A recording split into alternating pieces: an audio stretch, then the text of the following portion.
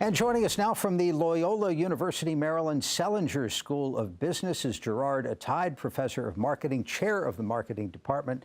Dr. Athaide, thank you for being with us. Jeff, thank you. It's a pleasure to be here. Glad you're with us. We want to focus on innovation. Why has it become such a hot topic? You're absolutely right, Jeff. I mean, innovations become prominent today thanks to the cool factor, largely because of companies like Apple and Amazon.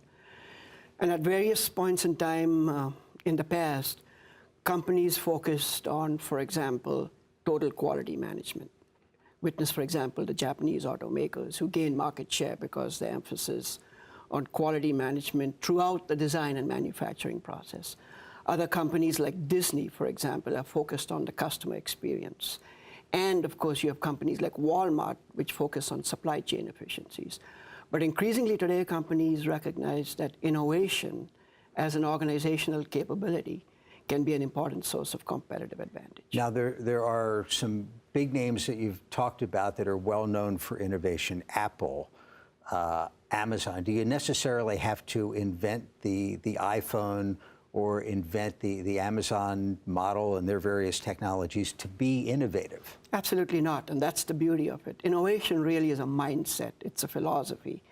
And this philosophy suggests that whatever we do can be done cheaper, better, faster.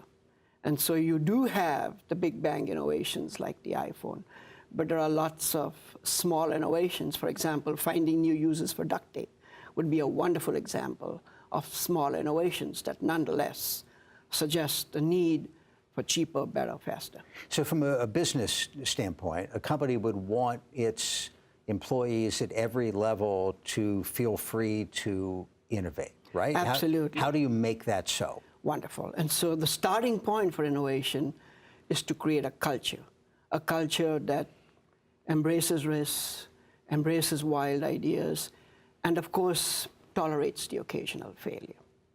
And the big companies, I'm thinking of Google, give people time to pursue pet projects, right? Wonderful. And so in the world of innovation, we call this idea time. And again, companies might struggle with this concept. There's a lot going on. But I think what I suggest to companies is think of this as 15 minutes a day of idea time. 15 minutes a day gives you 50 plus hours a year.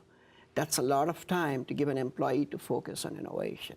Now, of course, the trick is what do you do with this idea time?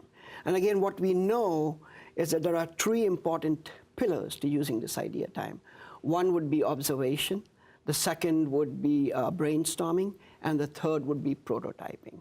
And so again, if I can elaborate a bit, observation. Observation gets you to needs that your customers cannot articulate. We call these latent needs. And one of the companies that's really good at innovation is IDEO. And IDEO says, if you're not in the jungle, you won't know the tiger. And similarly with brainstorming, you need to get employees sharing ideas, building and jumping on these ideas. And of course, with prototyping, you have this notion of building prototypes and getting much richer feedback. How do we do here in Maryland in terms of having innovative companies? What's really great to note is that Maryland has done a fantastic job. So starting in 1998, when you had the startup of TEDCO, just recently the governor and the mayor have announced that the Innovation Village in West Baltimore will be the starting point for the revitalization of that neighborhood. And then of course you have wonderful incubator startup spaces.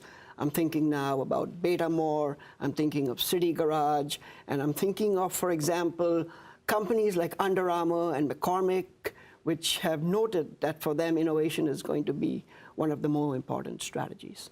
From the standpoint of an individual employee in any company, if you want to be more innovative yourself, maybe you don't feel like you're personally all that creative, but maybe you think you have the great idea in you. What do you do? How do you take advantage of the opportunity?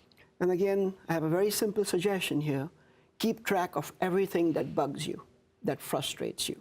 And we have wonderful examples of this. Dyson, for example, developed a bagless vacuum because he got frustrated that his existing vacuum was not effective. And so when he opened it up, he recognized that this bag had pores which were getting clogged.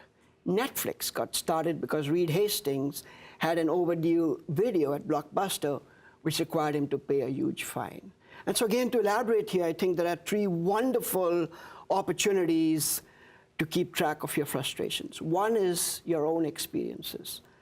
I travel a lot, as I'm sure you do, and before I travel, I have to call the credit card company, and I get a voice system which asks me for my 16-digit account number.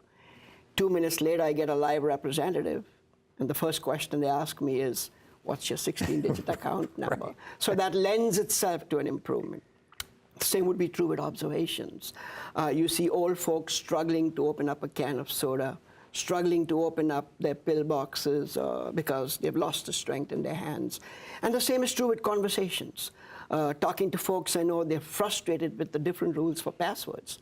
Uppercase, lowercase, numbers, special characters. So use your time to keep track of your frustrations through observations, through experiences, and of course, through conversations. So it's such a great point that the frustration gives rise to the innovation. So we should be thankful, not angry next time we're frustrated about Absolutely something, right? That would be a good way to get innovation started. Dr. Gerard Athaide of the Loyola University Maryland Selinger School of Business. Professor, thank you for being with us. Thank you. It was a pleasure.